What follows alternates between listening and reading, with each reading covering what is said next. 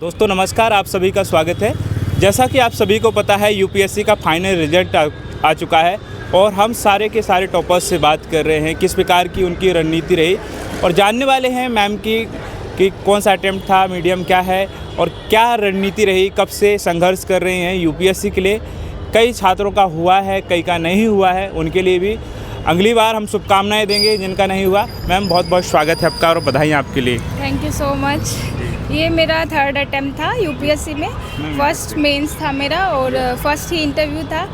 और इस साल मेरी 876 रैंक आई है। मीडियम मेरा हिंदी था और जर्नी तो बहुत लंबी हो गई है, 4 से 5 साल हो गए हैं मुझे प्रिपरेशन करने, बट फाइनली इस बार लिस्ट में नाम देखने को मिला तो अच्छा लग रहा है। हिंदी मीडियम से है मैम, तो हिंदी मीडियम के लिए क्या कहना चाहेंगी?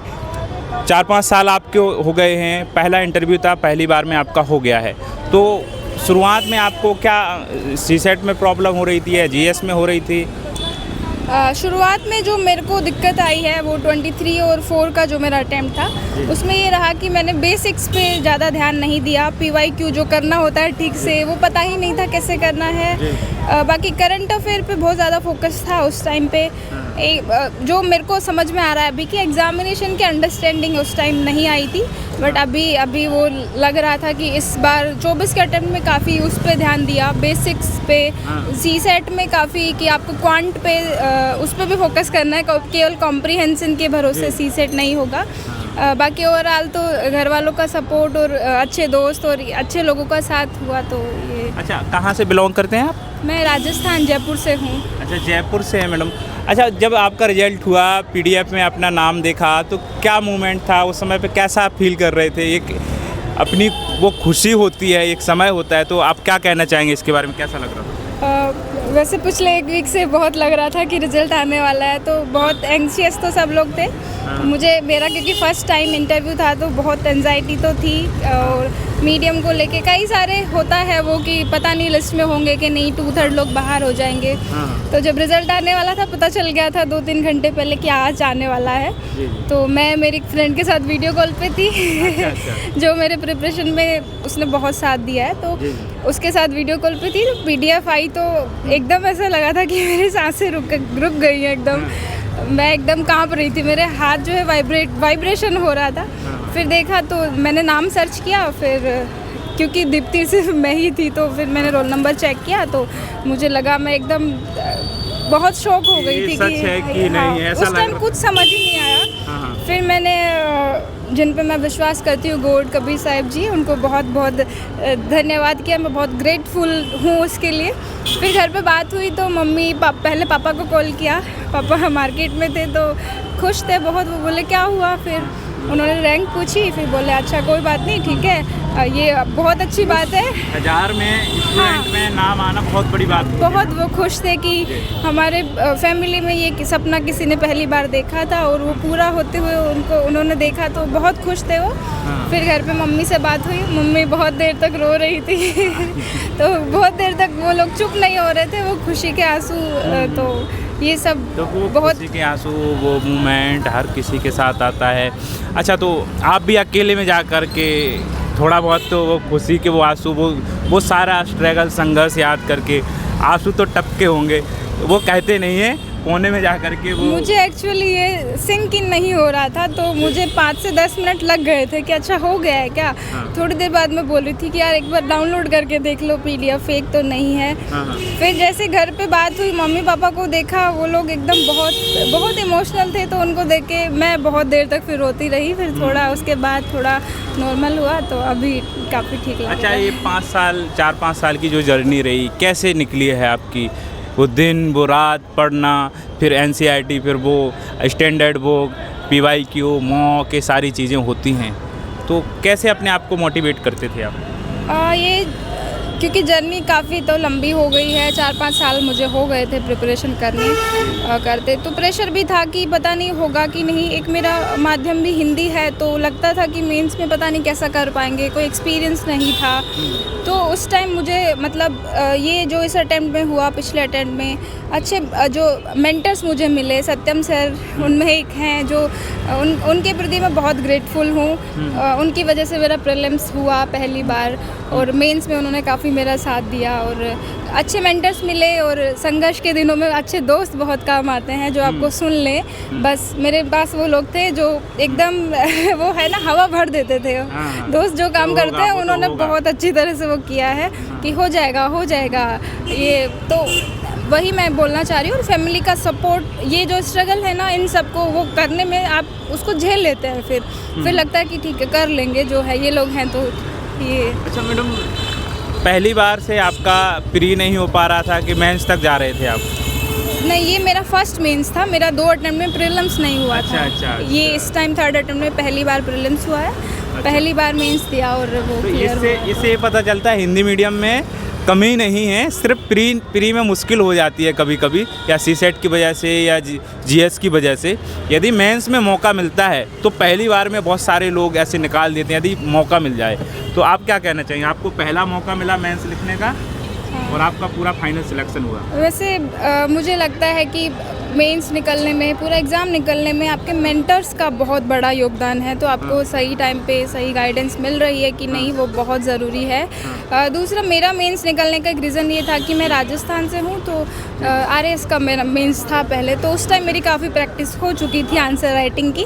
तो उसका बेनिफिट मुझे यहाँ मिला है, तो वो उसका भी एक ये रीज़न रहा है कि मेरा फर्स्ट मेंस क्लियर हो पाया है। अच्छा, आरएएस का मेंस भी आपने दिया है? जी सर, जी सर। तो उसकी भी तैयारियां अभी कर रहे हैं आप? अब करेंगे कि अब तो यही करेंगे, यूपीएससी और देंगे अटेम्प्ट इसके लिए? अभी वो सब अभी एक दिन के लिए तो कुछ नहीं सोचा है, देखते हैं, रैंक इम्प्रूव करनी पड़ेगी तो उसके बारे में सोचते हैं। और आरएस का तो अभी इंटरव्यूज़ का हो गया है मेरा, उसका रिजल्ट अभी नहीं आया है। तो अच्छा, इंटरव्यू हो चुका है उसका? जी सर। अच्छा, तो वो भी हो जाएगा, ये भी हो जाएगा एक साथ में। जब छप्पर फाड़ के हमें हमारी संघर्ष की खुशियाँ मिलती हैं, सिर्फ मेहनत होनी चाहिए। आपने मेहनत इस बार ज़्यादा कर दी है, पहले भी की, लेकिन जो मेंटरशिप आपकी हुई है और गाइडेंस मिली है उसका आपको पूरा फ़ायदा हर एक फील्ड में मिल रहा है। अभी वहाँ पे भी वही सफलता मिलने वाली है आपके लिए। अच्छा मैडम, माता पिता का रोल बहुत होता है हमारे संघर्ष में। दुनिया साथ छोड़ सकती है लेकिन माता पिता हमारे साथ में हमेशा खड़े रहते हैं। कभी कभी पेरेंट्स का एक प्रेशर भी आता है, खासकर गर्ल्स के लिए, कि कब तक करेंगे, फिर घर भी बसाना है, ये सारी की सारी चीज़ें देखने को मिलती हैं। कभी आपके साथ भी ऐसा हुआ?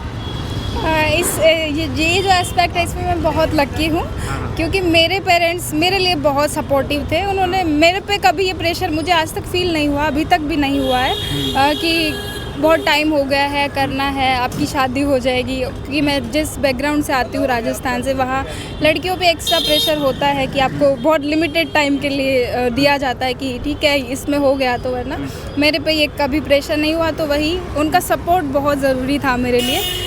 पापा मेरे हैं एजुकेशन डिपार्टमेंट में, तो उनको पता था, लगता होगा उनको कि हाँ, उनका भी सपना था कि उनके परिवार से कोई हो, उनकी बेटी ऐसा कुछ बने। तो लगातार सपोर्ट रहा उनका, और उनके सपोर्ट से ही ये सब हो पाया है। अच्छा, अब क्या करने वाली हैं? आपको जो भी सेवा मिलती है, देश के लिए आपसे क्या उम्मीद है? आम नागरिकों को क्या उम्मीद है? आप ऑफिसर बन चुकी हैं, आप क्या करने वाली हैं? आपके अंदर भी कुछ होता होगा कि मैं पहला काम ये करूँगी।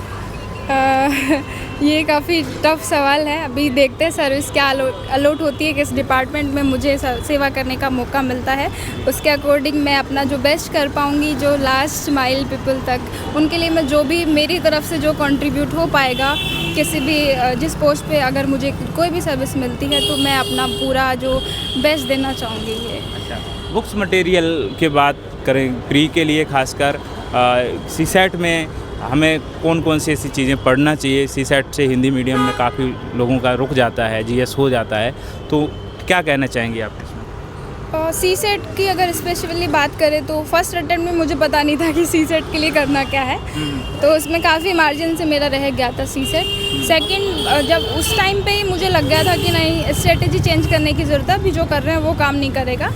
तो मेरे आसपास मतलब मुझे ये पता चला था कि एसएससी में सर पढ़ाते हैं, राकेश यादव सर, क्वांट। तो जो मेरे को ना लग रहा था कि नहीं, बहुत उसमें गैप हो रहा है, कि आप उनका देख सकती है, बहुत बेसिक से पढ़ाते हैं। तो राकेश यादव का बहुत सर का जो है मैं बहुत धन्यवाद करना चाहूँगी। उनके मैंने मैथ्स के वीडियो देखे हैं जो सिलेबस से हमारे अलाइन होते हैं, वो एसएससी के ही वीडियो थे यूट्यूब पे जो अवेलेबल है, उनसे वो किया था। उसकी वजह से मेरा सीसेट मतलब उन्होंने मैथ को जीना सिखाया था मुझे अच्छा, बहुत अच्छा। और कॉम्प्रिहेंशन तो काफ़ी ठीक था पहले से ही, तो दोनों को मिला के इस तरह से हो पाया। एजुकेशनल बैकग्राउंड क्या था? एजुकेशन में ग्रेजुएशन में मैंने जो है पोल साइंस ऑनर्स किया हुआ है। Yes sir. अच्छा, तो इसके बाद आपने कितने क्वेश्चन को अटेम्प्ट किया था आपने? शुरुआत में जब पहली बार आपने प्री दिया था तो कब कितने क्वेश्चन दोनों में कर रहे थे, फर्स्ट में सेकंड में, इसके बाद फिर कितने किया, अभी लास्ट में कितने किया? फर्स्ट अटेम्प्ट में आई थिंक मैंने जितना मैं अभी याद कर पा रही हूँ एग्जैक्टली नहीं याद है मुझे, लेकिन 86-7 के अराउंड मैंने क्वेश्चन अटैम्प्ट किए थे। बाकी जो लास्ट अभी 2 अटैम्प्ट हैं 24 और 5 वाला, उसमें 92 दोनों में रहा है जो मैंने अटैम्प्ट किए हैं। अच्छा मैडम, एस्पिरेंट के लिए क्या मैसेज देना चाहेंगे? जो स्टैंडर्ड बुक हैं, कौन कौन से हमें स्टैंडर्ड बुक को रखना चाहिए और एनसीईआरटी कितनी कंपलसरी है, दोनों के बारे में बताइए। वैसे स्टैंडर्ड बुक्स और रिसोर्सेज सबको पता है, वही सब पढ़ना है जो सब पढ़ रहे हैं। बस बहुत लिमिटेड करना है उसको, बहुत लिमिट में रखना है कि सब नहीं पढ़ना है। एक सब्जेक्ट के लिए एक बुक बहुत सफिशिएंट है। एनसीईआरटी मुझे लगता है बहुत इंपॉर्टेंट है, जैसे हिस्ट्री का बहुत इंपॉर्टेंट है, वैसे ही ज्योग्राफी का, कुछ सब्जेक्ट का बहुत फोकस से एनसीईआरटी करना है। बाकी जितना लिमिटेड रिसोर्सेज होगा वो बहुत बेटर हो सकता है। बस ऑप्शनल क्या रखा था? मेरा ऑप्शनल हिंदी साहित्य था, हिंदी माध्यम एंड अच्छा, हिंदी साहित्य था। तो हिंदी साहित्य शुरू से था कि बदला था आपने? नहीं, मैंने शुरुआत जब किया था तभी बहुत वो करके डिसाइड किया था कि हिंदी साहित्य रखना है। हाँ। तो शुरुआत से ही वहीं से शुरू किया था प्रिपरेशन ही ऑप्शनल से। तो हिंदी साहित्य के लिए क्या पढ़ रहे थे आप? मैं हिंदी साहित्य के लिए विकास सर के मैं कोर्स में एनरोल थी, हिंदी साहित्य का, दृष्टि IAS का जो है वही मैंने किया स्टार्टिंग से। उसके बाद जो है सॉरी वही सर का वो किया है। उसके अलावा हिंदी साहित्य में कुछ नहीं पढ़ा है। आंसर राइटिंग जो सर बताते थे जिस तरह से, और टॉपर्स कॉपी मेंस के लिए वो तो इम्पोर्टेंट है ही, तो वो सब मिला के उससे सारा का सारा कवर हो गया था आपका हिंदी साहित्य? हिंदी साहित्य का जो मटेरियल है मुझे लगता है बहुत सफिशिएंट है। वो सर ने उसमें बहुत बहुत कुछ लिख दिया है। तो वो अच्छा, कैसे क्या नंबर आए हैं आपके इसमें? अभी नंबर तो अभी मार्कशीट्स नहीं आई है नंबर तो नहीं पता है, अभी वो पता चल जाएंगे कुछ दिन में। बट देखते हैं अभी क्या किस में मार्कशीट आएंगी तो पता चलेगा कहाँ कमी रह गई थी, कहाँ कुछ अच्छा हुआ है। तो ठीक है madam, all the best, thank you.